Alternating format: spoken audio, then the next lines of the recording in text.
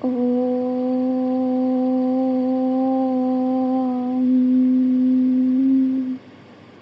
श्री परमात्मने नमः। अथैतदप्यसक्तोऽसि कर्तुं मद्योगमाश्रितः सर्वकर्मफलत्यागं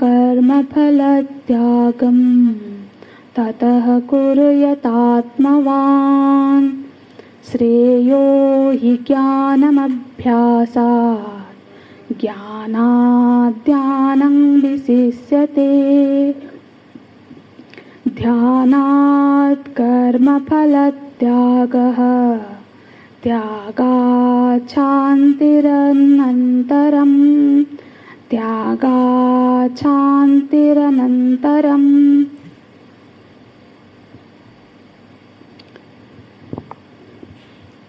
साधना में प्रगति की प्रक्रिया क्या है, ये भगवान इन्हीं श्लोकों में बता रहे हैं।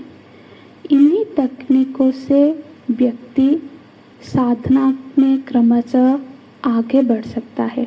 इसलिए हर वो व्यक्ति जो एक साधक बनने की अभिलाषा रखता है, उन्हें चाहिए कि वो इन सोपानों पर चलना आरंभ करे। अन्यथा तो जो साधारण पारिवारिक जीवन है उसमें कोई बहुत खास बात नहीं होती है, तो और सभी जी ही रहे हैं। पर जिसको अभी ऐसा लग रहा है कि ये जो जन्म मृत्यु का चक्कर है, इस संसरण से मुझे अब अपना उद्धार करना है, अपने मुक्ति के मार्ग पर निकलना है, तो फिर उसको चाहिए कि वो अपने आध्यात्मिक जीवन की सोपानों में चढ़ना शुरू करे। चाहे देखो, ये दुनिया में जो भी उपलब्ध, चाहे भौतिक उपलब्धि भी क्यों न हो, उसके लिए कुछ प्रक्रियाएं होती है। हर उपलब्धि की एक यात्रा होती है। उसको हर किसी को उस लक्ष्य तक पहुंचने के लिए वो जो निर्धारित प्रक्रिया है, स्टेप्स है, उसमें गुजरना पड़ता है। यदि कोई बच्चा वैज्ञानिक बनना चाहता है तो उससे चाहिए कि वो उसी हिसाब से अपना करियर प्लान करे, क्या पढ़ाई करेगा, किस तरह से, किस स्टेप से होके वो वहाँ तक पहुँच पाएगा। तो हर किसी का एक निर्धारित स्टेप्स होते हैं, प्रक्रिया होती है। ठीक इसी तरह से जो यदि कोई व्यक्ति सिद्धि चाहता है तो फिर उसको भी वहाँ पहुँचने के लिए कुछ तकनीकों से होके, कुछ प्रक्रियाओं से होके गुजरना होगा। और यहाँ पे इन्हीं तकनीकों के बारे में बताया जा रहा है। तो आरंभ कहाँ से होता है? अपने जीवन की प्रत्येक उपलब्धि को भगवत अर्पण करने से। देखो, मुझे जो कुछ भी प्राप्त हुआ है, जो कुछ भी मिला है, वो भगवान के द्वारा दिया गया है, उनका प्रसाद है। ये प्रसाद बुद्धि है। इससे क्या होगा? उससे अपने पसंद नापसंद सारा गौण होने लगेगा। हाँ, तो अब ये जो पसंद नापसंद की जो जीवन होती है वो बहुत विषयी जीवन होती है, उसमें कोई साधकपना नहीं होता है। तो साधकपना हमारे अंदर आ रहा है, आ गया है, इसका प्रमाण क्या है कि उसका शुरुआत होती है जब हम हर उपलब्धि के प्रति प्रसाद बुद्धि बनाएं। अब ये कसौटी है। इससे ये होगा कि व्यक्ति जो अपनी जो इच्छा परायण जीवन है उससे ऊपर उठेगा, वासना की जो गुलामी से ऊपर उठेगा। ये चीज़ पसंद है, ये चीज़ पसंद नहीं है, यही चाहिए, ये नहीं चाहिए, ऐसी भावनाओं से वो ऊपर उठेगा। अब यदि कोई प्रतिकूल परिस्थिति भी आती है तो भी उसमें यदि प्रसाद बुद्धि है तो लगेगा कि ये शायद भगवान मुझे यही देना चाहते हैं, इसी में मेरी मंगल है, यही चीज़ है। चाहे भले ही आज मुझे ये दुखद मालूम हो रही है, ये अब आज मुझे मतलब स्वागत योग्य मतलब बहुत अच्छा नहीं लग रहा है, पर इसी में ही भविष्य में मेरी भलाई होगा, यही मेरी शुद्धिकरण का प्रक्रिया है, क्योंकि ये भगवान के द्वारा दिया गया है। प्रसाद बुद्धि से लाभ ये होता है कि चित्त में उदात्तीकरण आने लगती है। हाँ, तो फिर क्या होता है, हमारे पसंद का ना होने पर भी चित्त उसको स्वीकार करने लग जाता है। हाँ, यहाँ पर साधना जो होती है, साधना का शुरुआत कहाँ यहीं से होती है। फिर उसका अगला पड़ाव क्या है कि संकल्प शून्यता। अगला पड़ाव ये होता है कि भगवान ने जैसे 11वें मंत्र में 10वें मंत्र में बताया, मदर्थापि कर्माणि कुर्वन्। तो ये घटता है कि भगवत भक्ति मतलब भगवान के प्रीत्यर्थ ही कर्म होने लगे। जो भी करे ये देख लेना है कि ये जो हम कर्म कर रहे हैं ये किसके लिए कर रहे हैं। विराट की सेवा के लिए कर रहे हैं, या फिर अंतःकरण की शुद्धि के लिए हो रहा है, या फिर कर्तव्य पालन के लिए हो रहा है या नहीं। यही सब मार्ग है, भगवत प्रीत्यर्थ है। अब जो एक बार हम पूर्व के सोपान में आरूढ़ हुए बिना कभी भी आगे के सोपान में नहीं पहुंच सकते। ठीक है, कोई यदि बोले कि मैं सीधे ही जो 8वें श्लोक में बताया गया सोपान है उसमें आरूढ़ हो जाऊंगा, ये नहीं होगा। तो ये क्रम है। इसलिए जीवन में जब सेवा आ रही है, कर्म आ रही है, उसको हमको स्वीकार करना चाहिए। क्योंकि इससे क्या होगा, हम जिम्मेदारी लेंगे, सेवा लेंगे, तो फिर हमारे अंदर जो रजोगुण है वो क्षय होने लगेगा। रजोगुण का क्षय होने के बाद हमारे अंदर जब सत्व गुण की वृद्धि होगी तब हम अभ्यास में निष्ठा आएगी। नहीं तो हमारा रजोगुण हमको बहुत देर तक कोई भी अभ्यास करने नहीं देगा। और फिर जब सत्व प्रधान होने लगेगा हमारा मन, तो फिर हम पहले पड़ाव तक जा पाएंगे। यही उसका मतलब इसी तरह से ही हमको जाना पड़ेगा। तो तीसरा प्रक्रिया क्या होगा सोपान, अभ्यास योग। अभ्यास योग माने भगवान में मन, अपना मन और अपनी बुद्धि को अभ्यास करके, बारंबार अभ्यास करके उनमें लगाना है। हाँ, मन को लगाना मतलब माने भगवान को, भगवान से प्रेम, और बुद्धि को लगाना मतलब भगवान का विचार। अब जब अभ्यास से ऐसा होने लगेगा तो फिर हम उस पड़ाव में आएंगे कि मन और बुद्धि भगवान में समाहित होने लगेगा। समाहित करना, सर्व रूप में भगवान ही है। जो दिखते हैं वो भगवान है, जो सुनते हैं वही भगवान है, जो भी हम कर रहे हैं वो भगवान के अनुग्रह से कर रहे हैं। हाँ, तो ये भगवत बुद्धि बनेगी। अब आगे का जो श्लोक है, अब इस श्लोक में जो 12वें श्लोक में, अब इस श्लोक में भगवान जो 11वें श्लोक में बताया गया सर्व कर्म फल त्यागम, उसी की स्तुति करते हैं। भगवान भाष्यकार इसकी संगति लगाते हैं, इदानीं सर्व कर्म फल त्यागम स्तुति ही। स्तुति मतलब किसी की प्रशंसा करना, किसी का गुणगान करना। तो यहाँ भगवान इस जो 12वें श्लोक में सर्व कर्म फल त्यागम, इसका स्तुति करते हैं। तो गौर कर क्या बोलते हैं, अर्जुन ज्ञानम श्रेयः, ज्ञान श्रेष्ठ है। हम पहले इधर से देखेंगे, पीछे से। ज्ञानम श्रेयः, ज्ञान श्रेष्ठ है। किससे श्रेष्ठ है प्रभु, ज्ञानम श्रेयः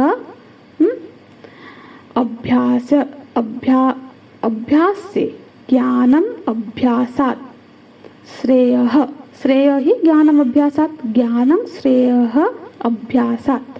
तो अभ्यास की अपेक्षा ज्ञान श्रेष्ठ है। यहाँ एक जैसे कि तुलनात्मक चर्चा कर रहे हैं भगवान। ज्ञानात् ध्यानम विशिष्यते, ज्ञान से ध्यान श्रेष्ठ है। यहाँ पर 3 चीजों का एक क्रम बना रहे हैं, अभ्यास, ज्ञान और ध्यान। अभ्यास की अपेक्षा ज्ञान श्रेष्ठ है, ज्ञान की अपेक्षा ध्यान श्रेष्ठ है, और फिर क्या बोलते हैं, ध्यानात् कर्म फल त्यागः, ध्यान की अपेक्षा कर्म फल त्याग श्रेष्ठ है। अब ये तो बड़ी विचित्र बात हो गई ना, ध्यानात् कर्म फल त्याग, मतलब ध्यान की अपेक्षा कर्मफल का त्याग करना श्रेष्ठ है। क्योंकि क्या बोल रहे हैं, त्यागा शांतिरनंतरम, क्योंकि त्यागात अनंतरम, त्याग के बाद शांति की प्राप्ति होती है, इसीलिए वो श्रेष्ठ है। प्रभु जी, ये जो कर्मफल का त्याग है, ये सोपान तो जो सीढ़ी हम चढ़ रहे, जो सीढ़ी था उसमें सब साधक, उन साधकों के लिए था जो बिल्कुल शुरुआती, हमने ऐसे ही कर्म देखा कि जो शुरुआत थे वहां से शुरू करे। चर्चा कहाँ से शुरू हुई थी कि अपना मन और बुद्धि मुझे दे दो, यदि ऐसा नहीं कर पा रहे हो तो फिर क्या करना है, फिर अभ्यास करते हुए अभ्यास योग करो। फिर ये भी नहीं कर सकते तो मेरे प्रति समर्पित होके कर्म करो, कर्म समर्पण करो। और फिर ये भी नहीं कर सकते तो फिर ऐसा बोलो। तो देखो, घटते घटते घटते पूरे घटिया तक आए थे, पर फिर भी अब क्या बोल रहे हैं कि ध्यान से भी बढ़कर है कर्मफल त्याग। ये तो बड़ी अजीब सी लगती है कि ना, ये बड़े टेढ़े से बोल रहे हैं, पर सच में देखो तो हमें टेढ़ा कुछ नहीं है, हमको इसको समझना पड़ेगा। भगवान क्या बोल रहे हैं कि अभ्यास की अपेक्षा ज्ञान श्रेष्ठ है, इसको समझते हैं। कई बार क्या होता है कि समाज में व्यक्ति ध्यान करने की इच्छा करता है, लेकिन उसको ना सत्संग नहीं करनी है, उसमें कोई रुचि नहीं है। ऐसे लोग आते हैं ना, मतलब बिल्कुल आएंगे तो हमको बस ध्यान सिखाओ। इसलिए बहुत सारे अनुष्ठान हैं जो कि इंस्टीट्यूशंस जो कि सिर्फ ध्यान सिखाते हैं। ध्यान कोई सिखाने की ऐसी चीज़ तो है नहीं, तो ध्यान सिखाते हैं मतलब क्या करते हैं, वो एक अभ्यास ही करते हैं। मतलब यदि उन्हीं लोगों को हम बोलेंगे कि आप क्लास में आओ, सत्संग में आओ, तो बोलेंगे हमको ये शास्त्र में और ये सब प्रवचनों में कोई इंटरेस्ट नहीं है, हमको तो बस आप ध्यानाभ्यास सिखा दीजिए। देखो, ये जो ध्यानाभ्यास होता है ना, ये ज्ञान के बिना वो लोग क्या करते हैं, मतलब जिसको तत्वों का कोई ज्ञान ही नहीं है, दृष्टा क्या है, दृश्य क्या है, इसका कोई ज्ञान नहीं है, ज्ञान के बिना जो अभ्यास होता है उसको भगवान यहाँ बोल रहे हैं अभ्यास। उसमें व्यक्ति सिर्फ क्या करता है, एकाग्रता का अभ्यास करता है। जैसे किसी एक बिंदु पे, एक पॉइंट पे ध्यान लगाना सीख रहे हैं, शरीर के किसी पार्ट में अपना ध्यान को केंद्रित करना सीख रहे हैं, या फिर मोमबत्ती जला के, इससे क्या कर रहे हैं, सिर्फ एकाग्रता को का ही अभ्यास कर रहे हैं। इसीलिए बोल रहे ऐसे जो अभ्यास से ज्ञान श्रेष्ठ है। ज्ञान मतलब श्रवण। देखो, ज्ञान तो श्रवण से ही होगी ना, तो ज्ञान तो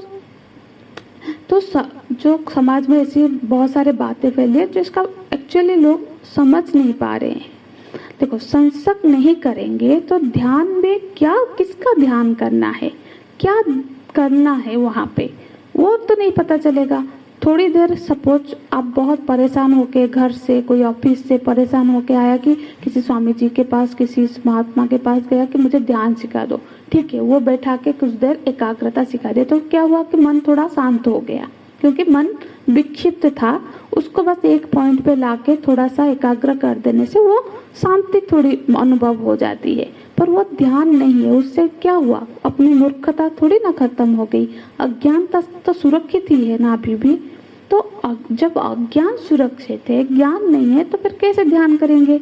हाँ, तो फिर ध्यान किसका ध्यान करना है? थोड़ी सी शांति वो ध्यान का मकसद नहीं होता है, अज्ञान का नाश ध्यान का लक्ष्य होता है।